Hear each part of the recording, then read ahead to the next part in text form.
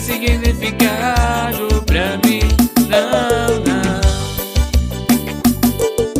Eu tento falar por nós dois em tudo que há